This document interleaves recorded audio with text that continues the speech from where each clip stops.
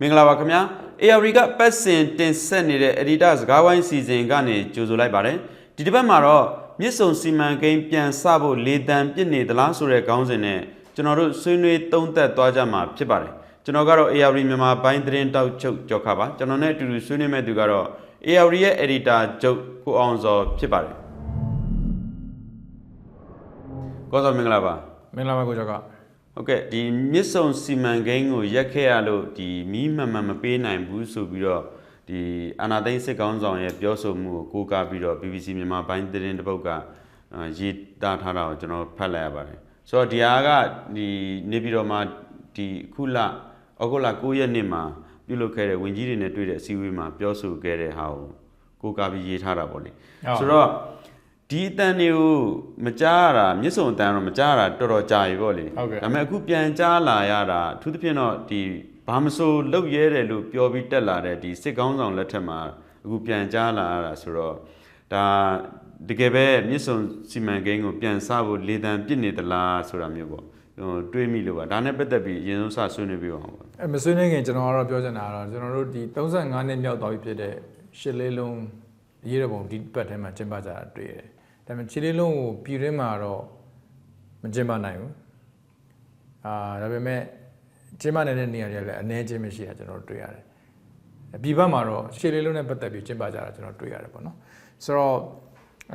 ခြေလေးလုံးထဲမှာပါခဲ့တဲ့အဲ့ဒီကနဦးခေါင်းဆောင်ထဲမှာပါတဲ့ကိုဂျင်မီဆိုလဲ88 generation လို့ပြောလို့ရတာပေါ့နော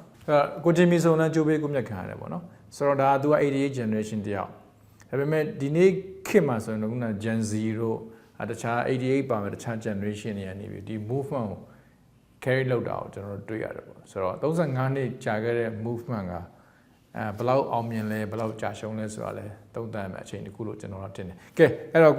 ကိုချာကမေးတယ်ကျွန်တော်တို့မြစ်ဆုံကိစ္စကိုကျွန်တော်ပြောချင်တယ်မြစ်ဆုံသွေးထိုးဆန်းသလားပေါ့ကျွန်တော်တို့ပြန်ကြည့်ရမှာတော့မြစ်ဆုံဆိုတာကပြည်သူလူထုရဲ့ရင်ထဲမှာအများတန်းရှိတဲ့ချိန်ဝေးပြန်ပြီးတော့ပောက်ကွဲနိုင်တဲ့နိုင်ငံရေးမှိုင်းမုံလုံးလို့ကျွန်တော်တို့ခံစားရဘာကြောင့်လဲဆိုတော့မြစ်ဆုံလို့ပြောရတယ်ပြည်သူလူထုရဲ့အသေးနှလုံးတွေသူတို့ရဲ့အသေးနှလုံးတစ်ခုလို့ဟာလားပြည်သူတွေကခံစားရတယ်မြစ်ဆုံဆိုတဲ့အတန်ကြားနဲ့မြစ်ဆုံဆိုတဲ့သတင်းကိုကြားရတယ်လေအကောင်းထောင်လာတယ်သူတို့ဖတ်ချင်တယ်နားထောင်ချင်တယ်မြစ်ဆုံဘာလို့မှလဲအရင်တော့အစိုးရဆက်ဆက်မှာမြစ်ဆုံနဲ့ပတ်သက်ပြီးတော့ကြုံခဲ့ရတဲ့ဟာလားစိန်ခေါ်မှုတွေအများကြီးရှိတယ်ဘာကြောင့်လဲဆိုပြည်သူလူထုကမြစ်ဆုံကိုစန့်ကျင်ဆိုတော့အဲ့ဒါကိုမြစ်ဆုံလက်မခံဘူးပေါ့နော်ဒါကကျွန်တော်ထင်တယ်စစ်ကောင်စီဥက္ကဋ္ဌကဒီမြစ်ဆုံနဲ့ပတ်သက်ပြီးတော့သူကတကယ်ပြောခဲ့တယ်ဆိုရင်ဒါသူကသွေးလို့ဆန်းဖို့ကြိုးစားတာလားတရုတ်ကခြေလမ်းကဘယ်လိုရှိလဲသူကတရုတ်ကိုပြန်ပြီးတော့စစ်ကောင်စီကိုထောက်ခံမှုရဖို့အတွက်ကြိုးစားနေတာလားတစ်ချိန်တည်းမှာပဲတရုတ်ကလွန်ခဲ့တဲ့လတွေမှာကြည့်မယ်ဆိုရင်သူတို့ရဲ့ယင်းနှိမ့်မြုပ်နှံမှုတွေကိုကာကွယ်ပေးဖို့ဆိုတဲ့သတင်းစကားတွေပါလာတယ်ပြီးတော့ယူနန်နဲ့ယင်းနှိမ့်မြုပ်နှံမှုတွေကိုပို့ပြီးတိုးချဲ့ဖို့ဆိုတဲ့ကိစ္စတွေကျွန်တော်တို့ပို့ပြီးကြားလာတာဖြစ်တယ်ဆိုတော့တိုက်ဆိုင်မှုလေးတွေရှိတယ်လို့တော့ကျွန်တော်တို့ပြောလို့ရပါတယ်ဆိုတော့ခုနကွန်စော်ပြောသလိုပဲပေါ့ဒီမြစ်ဆုံစီမံကိန်းကတော့မြန်မာနိုင်ငံနဲ့ပတ်သက်လို့ရှိရင်ဒီမြန်မာပြည်ရဲ့အသေးနှလုံးလို့ပြောလို့ရတာမှန်တယ်နောက်တစ်ခုကဒီဟာကိုစခဲ့တာအရင်ဆေးအာနာရှင်ဦးတန်းရွှေလက်ထက်မှာစတင်ခဲ့တာပေါ့လေဒါပေမဲ့ဒီပြည်သူတွေရဲ့ကန့်ကွက်မှုကလည်းတောက်လျှောက်ဖြစ်လာခဲ့တာဆိုတော့နောက်ပိုင်းတော့ရက်ဆိုင်လိုက်ရတဲ့အခြေအနေဖြစ်သွားတာပေါ့လေဒါနဲ့ပတ်သက်ပြီးအခုလိုအတန်တွေထွက်လာတဲ့ခါကျတော့လဲဟလာဒီဟာကိုထိရဲပါမလားလို့ပြောတဲ့လူတွေရှိသလိုခုနပြောသလိုဟလာမလုပ်ရတာဘာမှမရှိဘူးလို့ပြောပြီးတက်လာတဲ့ဒီစစ်ကောင်းဆောင်လက်ထက်မှာဖြစ်သွားနိုင်တာလည်းရှိတယ်ဆိုပြီးတွေးတဲ့အတွေးတွေကတော့ရှိနေတာပေါ့ကျွန်တော်မြင်တာကတော့ဒီခုနကိုကျော်ခါပြောသွားတဲ့စစ်ကောင်စီကသူ့မှာအကြက်တဲရိုက်နေတဲ့ကာလဖြစ်တယ်ဆိုတော့ဒါကတော့လျှက်စစ်မီးနဲ့ပတ်သက်ပြီးဆိုရင်လေသူကဒေါ်ဆန်းစုကြည်တို့အစိုးရလက်မှဆိုရင်သူတို့မှာစိန်ခုံမှုတွေရှိတဲ့ကြားတဲ့ဟိုကနေပြီးတော့ပြည်သူလူရဲ့လိုအပ်ချက်တွေအဲ့ထဲမှာလျှက်စစ်မီးလည်းပါပါတယ်ကိုလုံလောက်အောင်ပေးနိုင်ဖို့စ조사ခဲ့တာတွေရှိပါတယ်ဒါပေမဲ့အခုဒီနေ့ဒီခေတ်ကာလမှာတော့စစ်ကောင်စီလက်ထက်မှာဒီလျှက်စစ်မီးပြဿနာအကြီးကျယ်တက်နေတာကျွန်တော်တွေ့ရတာပေါ့နော်ဆိုတော့ဒီမီးပေးတဲ့ကိစ္စနဲ့ပတ်သက်ပြီးတော့ဒီစစ်ကောင်စီလက်ထက်မှာအဆိုးအဆုံးပေါ့လေပြည်သူတွေကခံနေရတာဒီမီးပြဿနာကြောင့်မှဒီလုပ်ငန်းစီမံကိန်းတွေအများအပြားရက်ဆိုင်လိုက်ရတာရှိသလိုအခြေခံလူရန်စားတွေမှာဆိုလို့ရှိရင်လေဒီအလေလက်တန်းစားအလုပ်တွေအားလုံးပြုတ်သွားတာရှိတယ်အဆိုးဆုံးကတော့ဒီစစ်ကောင်စီလက်ထက်မှာပဲပြီးခဲ့တဲ့ NLD လက်ထက်မှာကတော့ခုနကွန်စော်ပြောခဲ့သလိုပေါ့လေသူ့မှာ ဒီအစင်မပြေဘူးစူးစမ်းနေတယ်ဆိုပေမဲ့အတက်နိုင်ဆုံးပြည်သူတွေကိုအဆင်ပြေအောင်သူလှုပ်ဆောင်ပေးသွားတာတွေ့ရတယ်။စိုးဆုံးအခြေအနေခံရတာတော့ဒီစစ်ကောင်စီလက်ထက်မှာပဲ။ဆိုတော့ဦးသိန်းစိန်လက်ထက်မှာဆိုရင်လည်းဒီမြစ်ဆုံနဲ့ပတ်သက်ပြီးတော့လှုပ်ရှားမှုတွေကန့်ကွက်မှုတွေကျွန်တော်တို့တွေ့ခဲ့ရတယ်။ဆိုတော့မြစ်ဆုံကျွန်တော်တို့စခဲ့တာ2009ထင်တယ်နော်2006မှာစခဲ့တာ2006မှာစတယ်2009မှာလက်မှတ်ထိုးကြတယ်။ဟုတ်ကဲ့။အဲ့ဒီမှာဗိုလ်ချုပ်ကြီးတင်အောင်မြင့်ဦးတို့ဘာလို့လဲပါတယ်။သွားတဲ့အထက်မှာလည်းအဲ့တော့ဗိုလ်ချုပ်ပြာတို့ပဲရှိသေးတဲ့ဗိုလ်ချုပ်မင်းအောင်လည်းပါသွားတာမျိုးရှိတယ်ပေါ့နော်။ဆိုတော့အဲ့ဒီမှာလည်းသူတို့ feasible study လို့ခေါ်တဲ့ကောင်းကျိုးဆိုးကျိုးတွေနဲ့ပတ်သက်ပြီး feasible study လုပ်ခဲ့တယ်ဆိုတာလည်းကျွန်တော်တို့ report တွေကျွန်တော်တို့ဖတ်တာပေါ့နော်။ဒါပေမဲ့ထူးခြားတာပါလဲဆိုတော့သမ္မတကြီးဦးသိန်းစိန်လက်ထက်မှာဆိုတော့ political reform လို့ခေါ်နိုင်ငံရေးပြုပြင်ပြောင်းလဲမှုတွေကိုလုပ်နေတယ်ဆိုတော့စပြီးလုပ်တယ်ဆိုတဲ့အချိန်မှာပဲ2017နဲ့2012ပါပေါ့နော်။မြစ်ဆုံဒမ်မြစ်ဆုံစီမံကိန်းကိုချက်ချင်းရပ်ပလိုက်တယ်။ဒါဟိုသူတို့အစိုးရထဲမှာအံ့ဩကြတာရှိတယ်။ဘာလို့ရက်ခဲ့လဲ။ဘာကြောင့်လဲဆိုတော့ဒီဟာနဲ့ပတ်သက်ပြီးတော့ချုပ်ဆိုထားတဲ့စာချုပ်တွေကိုဦးသိန်းစိန်အစိုးရနေပြီးဖောက်ဖျက်တယ်ဆိုတဲ့အမြင်တရုတ်ဘက်မှာလည်းရှိသလိုအရင်စစ်အစိုးရထဲမှာလည်းဒီအမြင်ကိုရှိတာကျွန်တော်တွေ့ရတယ်။ဆိုတော့ဒီရက်တက်မှုကအနောက်နိုင်ငံအစိုးရတွေကိုလည်းအံ့အားသင့်စေကြတာကျွန်တော်တွေ့ရမှာဖြစ်တယ်။ဘာဖြစ်လို့အခုလိုအံ့အားသင့်စေသွားတာလဲပေါ့။ဘာကြောင့်ဒီလိုသူတို့ဘက်ကအံ့အားသင့်သွားတာလဲပေါ့။ဆိုတော့ပြန်ကြည့်တဲ့အခါကျတော့မြစ်ဆုံကအနောက်နိုင်ငံနဲ့ဆက်ဆံရေးပြန်ကောင်းဖို့အတွက်အနောက်နိုင်ငံကိုမီးစိမ်းပြတဲ့ game plan တစ်ခုလားဆိုပြီးတော့အဲ့တော့ရေးသားခဲ့ကြတာရှိပါတယ်။အဲ့တော့ဆိုရင်အခုဆုံးသွားပြီဖြစ်တဲ့သမ္မတယုံက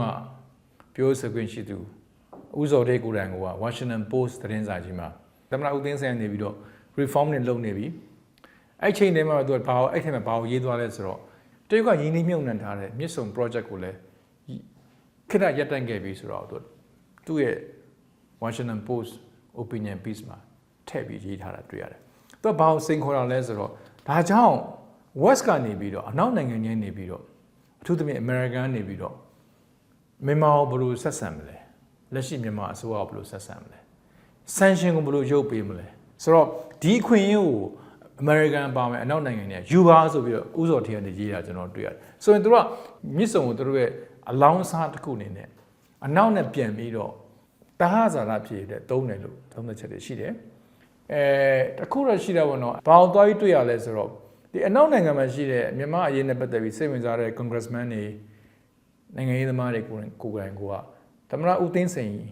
ကသူ့ရဲ့တပ်တန်းတွင်းမှာခက်တိုက် suspend လုပ်ခဲ့တဲ့ရပ်တန့်ခဲ့တဲ့မြစ်ဆုံစီမံကိန်းနဲ့ပတ်သက်ပြီးအားလုံးကသမ္မတဦးသိန်းစိန်ကိုချီးကျူးတာကိုကျွန်တော်တွေ့ရတယ်။ဆိုတော့ဒါဟာတရားအထုတ်တရုတ်အားထားဘဝနေပြီးဒီဘဝနဲ့သူကအနောက်နဲ့ပြန်ပြီး balance လုပ်တာအနောက်နဲ့ပြန်ပြီးတော့ရင်းနှီးဖို့အတွက်ကိုပြန်ပြီးစ조사တဲ့ခြေလမ်းတစ်ခုအချက်ပြတာပဲဆိုပြီးမြင်တယ်။အဲ့နောက်ဝဲမှာကျွန်တော်ပြန်ကြည့်မြင်ဆိုရင်ဒီမြစ်ဆုံကိုကြည့်ပြီးတော့ပဲအနောက်နိုင်ငံအစိုးရတွေကနေပြီးတော့မြန်မာနဲ့ဆက်ဆံရေးပို့ပြီးကောင်းအောင်စ조사လာတာတွေတွေ့ရတယ်။ဘာကြောင့်လဲဆိုသူတို့ထင်တာမြန်မာဟာတရုတ်ရင်ဝင်ကနေထွက်ပြီးတော့သူတို့နဲ့လည်းပြန်ပြီးတော့ပေါင်းသိမ်းဖို့ဟာလားဆက်ဆံရေးပြန်ကောင်းဖို့စ조사တဲ့အစိုးရတစ်ခုလို့နောက်နိုင်ငံအစိုးရတွေကမြင်ကြလို့ဖြစ်တယ်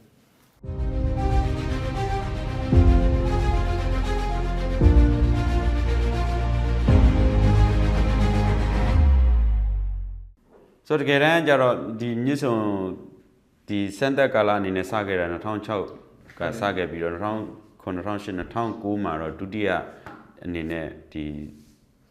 နာဖအစိုးရနဲ့ဒီ CPI နဲ့ပေါ့လက်မှတ်ထိုးခဲ့ကြတာပေါ့လေ2017မှာတော့ဦးသိန်းစိန်အစိုးရလက်ထက်2017မှာတော့လာဒီ yes sign ခဲ့တဲ့ချင်းနေဒါပေမဲ့2016NLD အဲ့မှာတခုပြောမှာဒီ investment ကတရုတ်ရဲ့ investment ဖြစ်တယ်အဲ့တော့ဒီနေရာမှာအချိုးမဲ့ကိစ္စကြတော့သူတို့ဘက်ကတရုတ်နဲ့မြန်မာစစ်အစိုးရနဲ့ကြားထဲမှာရှိတယ်ဟုတ်ကဲ့အကျိုးမြတ်ကိစ္စကတော့ဒီဟို China Power Investment လို့ခေါ်တဲ့ CPI ငါနေပြီးတော့85%ပါတယ်ဟို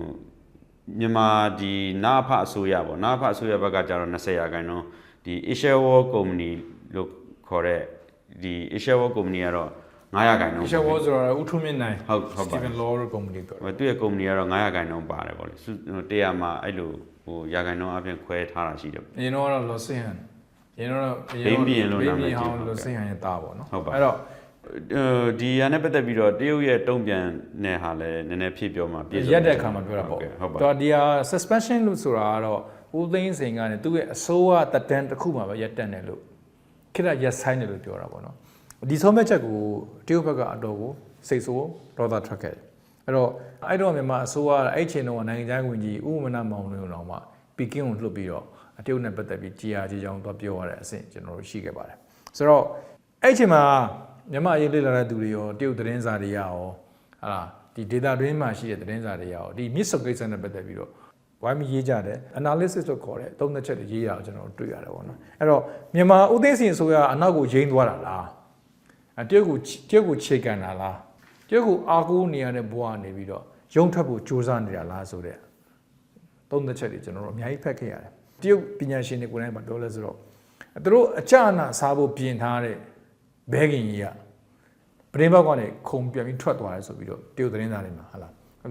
အဲ့လိုရေးတာမျိုးတွေ့ရတယ်တဘောကတော့မြန်မာကိုသူတို့ရဲ့လူလို့တွက်ထားပေမဲ့တကယ်တော့မြန်မာသူ့ကိုတစ္ဆာဖောက်သွားတယ်လို့တရုတ်သတင်းစာတွေနဲ့ရေးတာမျိုး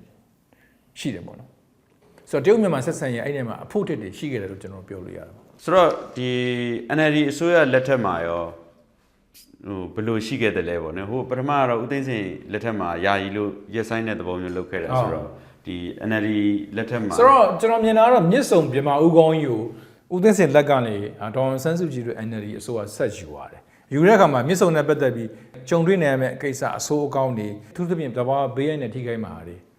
လူပေါင်းများစွာရွှေ့ပြောင်းရမယ့်ကိစ္စတွေအဲ့ဒါတွေနဲ့ပတ်သက်ပြီးတော့အသေးအချာကော်မရှင်ဖွဲ့ပြီးတော့ဖွဲ့စည်းခဲ့တယ်ပြီးတော့ survey လုပ်ခဲ့တယ်အဲ့ဒါလည်း2009တော့လုပ်ခဲ့ပြီးသားဖြစ်တယ်ဒါပေမဲ့ဒေါ်အောင်ဆန်းစုကြည်တို့ကပို့ပြီးတိကျတဲ့ research ကိုကျွန်တော်တို့လုပ်တယ်လို့နားလည်လို့ရတယ်ဒါပေမဲ့အဲ့ဒါကိုပြည်သူကိုသိခွင့်မရအဲ့ဒါကိုပြည်သူကသိခွင့်မရခဲ့ဘူးเนาะတကယ်တော့2016မှာဒီဟာနဲ့ပတ်သက်ပြီးတော့ဟလာ NLD ဆိုရလက်ထက်မှာမြစ်စုံလေးလာသုံးသက်ရေးကော်မရှင်ဆိုပြီးတော့ဖွဲ့ပြီးတော့ဒီဟာကိုစမ်းစစ်မှုတွေလုပ်ခဲ့တယ်ဒါပေမဲ့နောက်ပိုင်းမှာတော့အဲ့ဒီဟာကိုနောက်ဆုံးပိတ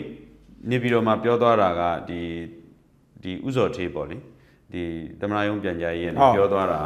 ာဒီမြစ်စုံစီမံကိန်းနဲ့ပတ်သက်တဲ့အချက်လက်တွေလူထုကိုချပြမယ်ဆိုပြီးပြောသွားတာဒါပေမဲ့အဲ့မှာပဲရက်သွားတယ်ဒါပေမဲ့အဲ့ဒီစင်ခံစားထဲမှာပေါ့နော်ဒီကလို့ဒီမြစ်စုံကြောင့်ပဲ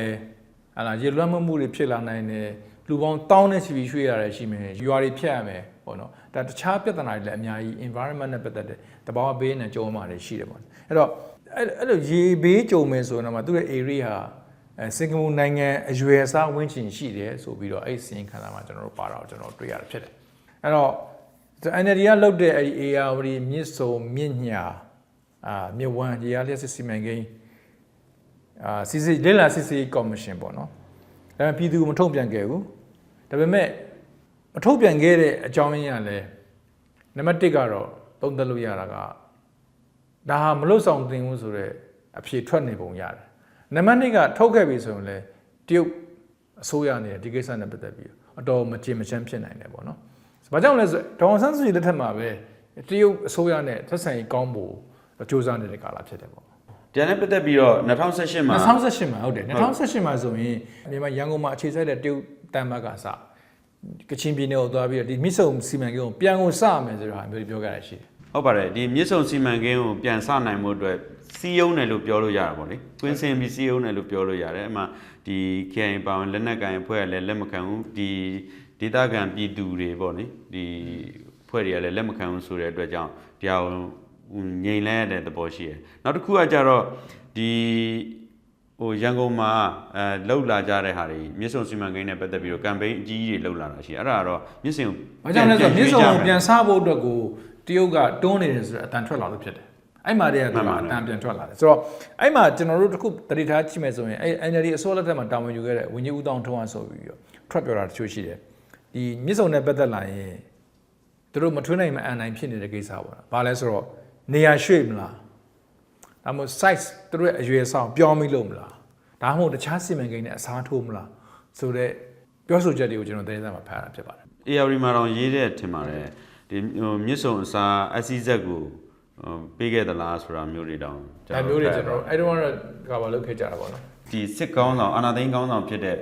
ဗိုလ်ချုပ်မူကြီးမင်းအောင်လှိုင်လည်းဒါနဲ့ပတ်သက်ပြီးတော့ပြောခဲ့ဘူး2018မှာသူကကာကွယ်ရေးဦးစီးချုပ်အခုလည်းကာကွယ်ရေးဦးစီးချုပ်ပါပဲဒါပေမဲ့အခုတော့အာဏာသိမ်းစစ်ကောင်းဆောင်ဖြစ်သွားပြီပေါ့နော်ဆိုတော့2018မှာမြစ်ဆုံအတန်ထွက်လာချိန်မှာသူပြောခဲ့တာတခုရှိတယ်ဘာလဲဆိုတော့မြစ်ဆုံကိစ္စနဲ့ပတ်သက်လာရင်တပ်မတော်ကလည်းပြည်သူရဲ့သဘောထားတိုင်းရက်တည်မယ်ဆိုပြောခဲ့တာမျိုးရှိပါတယ်အဲ့ဒါသူ့ရဲ့ကချင်ပြည်နယ်ခီးစဉ်မှာပြောခဲ့တာဖြစ်တယ် ဒီမြစ်ဆုံစီမံကိန်းကလည်းမြန်မာပြည်မှာတရုတ်အတွက်netကြီးတဲ့စီမံကိန်းတစ်ခုပေါ့လေနောက်တစ်ခုပြောမယ်ဆိုလို့ရှိရင်ဒီစကိုင်းတိုင်းမှာရှိတဲ့ကျင်းနီစီမံကိန်းပေါ့လက်ပံတောင်ကျင်းနီစီမံကိန်းပေါ့ဝန်ပေါင်ပေါ့လေဆိုတော့ဝန်ပေါင်ပြောမယ်ဆိုလို့ရှိရင်လည်းဒီပြီးခဲ့တဲ့ရက်ပိုင်းမှာပဲဖြစ်သွားတာရှိတယ်ဝန်ပေါင်ဒီကုမ္ပဏီကနေပြီးတော့ဟာဒီ chance တွေခတ်လိုက်တာဒီ chance တွေခတ်လိုက်တဲ့အထက်မှာအရင်တော့သတ်မှတ်ထားတဲ့နေရာဒီထက်ကိုရွာတွေပါငုံပြီးတော့ဒီယူလိုက်တယ်ဆိုပြီးတော့အခုဒေသခံတွေနဲ့ကြားထဲမှာပြဿနာတက်ပြီးတော့ one by one compound ထဲမှာပြူစောတိတွေကို training ပေးတယ်ပြီးတော့စစ်တပ်ကိုယ်တိုင်တက်ဆွဲထားတာရှိစစ်တပ်ကိုယ်တိုင်တက်ဆွဲထားတယ်စစ်တပ်ကိုနားခုခွင့်နေပေးတယ်ဒီထက်ကနေမှလက်နက်ကြီးတွေနဲ့အနီးနားမှာရှိတဲ့ရွာတွေကိုပြစ်ခွင့်ပေးတယ်ဆိုပြီးတော့အခုဒေသခံလူထုတွေကဒေါသထွက်နေတာရှိတယ်နောက်ပြီးတော့ PDF တွေကပါသူတို့တော်တော်ကိုမျက်စိစပမွေးစူးနေတဲ့အခြေအနေနဲ့ရင်ဆိုင်နေရတာပေါ့လေအခုကတော့အဲ့တော့ပြောမယ်ဆိုရင်တော့ဂျင်းနဲ့ဂျက်တဲ့မှာရှိနေတာကတော့အခုလက်ရှိစစ်ကောင်စီဖြစ်တယ်ဒါပေမဲ့အဲ့စစ်ကောင်စီနဲ့လောလောဆယ်တကယ် engage လုပ်နေတာဆက်ဆံဖို့ရေးကိုပို့ပြီးတိုးမြင့်နေတာကတော့တရုတ်အစိုးရဖြစ်တယ်ပေါ့အဲ့တော့ကျွန်တော်တို့တရုတ်အထူးကိုယ်စားလှယ်တိတ်ရှိကျွမ်း3ခေါက်လာခဲ့တယ်အဲ့3ခေါက်တွင်မှာတရုတ်တွေရဲ့ယင်းနှိမ့်မြုံနယ်မှုနဲ့ပတ်သက်ပြီးကာကွယ်ပေးဖို့ကိစ္စနောက်ယင်းနှိမ့်မြုံနယ်မှုအသစ်တွေစတင်ဖို့အတွက်ခြေလှမ်းတွေစလာတာတွေ့ရတယ်ပြီးတော့ရွှေလီမြို့အထိစောက်မဲ့အမြန်ရထားလမ်းကွန်ရက်ကိစ္စအဲ့ဒါနဲ့မြန်မာနိုင်ငံမှာရှိတဲ့ထားလမ်းနဲ့ကွန်ရက်ချင်းချိတ်ဆက်မဲ့ကိစ္စပေါ့နော်ပြီးတော့မန္တလေးမူဆယ်ထားလမ်းစီမံကိန်းကိစ္စဒီစီမံကိန်းတွေကအကြီးတွေမစရသေးဘူးဒါပေမဲ့တရုတ်ကအဲ့ဒါကိုစကျင်နေပုံရတယ်ပေါ့နော်ဒါကြောင့်ဘာသွားတွေ့လဲဆိုတော့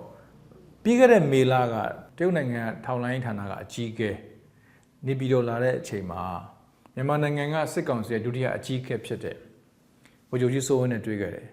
အဲ့ဒီမှာသတင်းထဲမှာမပါဘဲနဲ့ကျွန်တော်တို့ရေးခဲ့တာကျွန်တော်တို့မီဒီယာတွေရေးခဲ့တာပါလဲဆိုတော့မြစ်ဆုံစီမံကိန်းကိုပြန်စမလားဆိုတဲ့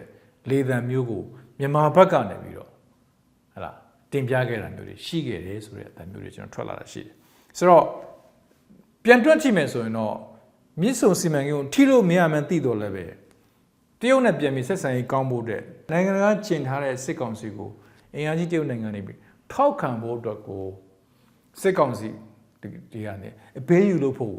သွေးထိုးဆန်းမှုစဉ်းစားနေသလားဆိုတဲ့အချက်ကတော့ဒါ analysis တစ်ခုအနေနဲ့သုံးသပ်ချက်တစ်ခုအနေနဲ့ရှိနေတော့အမှန်ပဲဖြစ်တယ်ပေါ့နော်ဆိုတော့စဉ်းစားမှာတရုတ်ကရောမြန်မာလူထုကဒီလောက်ထိတဲလို့ဖြစ်နေတဲ့ဒီစီမံကိန်းတွေပေါ့လေမြန်မာတွေလူထုရဲ့အမုန်းခံပြီးတော့ပုတ်တိုက်ခံပြီးတော့ဒီဟာကိုလုံမှလာပေါ့ဒီလိုမျိုးကလည်းရှိနေတာဟုတ်တယ်အဲ့ဒါကျွန်တော်တို့မြန်မာလူထုရဲ့မြစ်ဆုံကမြန်မာလူထုရဲ့အသေးနှလုံးဖြစ်တယ်ဆိုတော့ဒီရက်တန့်ထားတာကိုပြန်စားဖို့အရင်ခက်လိမ့်မယ်ပြီးတော့ဒါပေမဲ့ခုနကိုကျော်ကပထမမေးခွန်းမှာလို့ပေါ့အာနာရှင်ကတော့အင်အားသုံးပြီးတော့မလိုရဲတာမရှိတဲ့အတွက်ကြောင့်ပြန်စားမလားပေါ့ဒါတကယ်ကိုရန်အိုးမီးနဲ့ထိုးသလိုမျိုးဖြစ်သွားမှာပေါ့နော်ဆိုတော့မြစ်ဆုံပြန်စားဖို့လည်းမလွယ်ဘူးပြန်စားဖို့အရင်ခက်လိမ့်မယ်တစ်ချိန်တည်းမှာပဲတကယ်လို့စခဲ့ပြီဆိုရင်လည်းမင်းအောင်လိုင်ကိုစန့်ကျင်တဲ့မြန်မာပြည်သူလူထုတွေပါဝင်ဒီတရုတ်စန့်ကျင်အားကအခုတည်းကျသွားတာမရှိဘူးလေမြန်မာနိုင်ငံမှာကျွန်တော်တို့အနေနဲ့ကဒီမြစ်ဆုံကိစ္စနဲ့ပတ်သက်ပြီးလုံးဝလက်ခံမှာမဟုတ်ဘူးလို့ကျွန်တော်ထင်တယ်ဟုတ်ကဲ့ကိုဆိုကျေးဇူးတင်ပါတယ်ကျေးဇူးတင်ပါတယ်ကိုကျော်က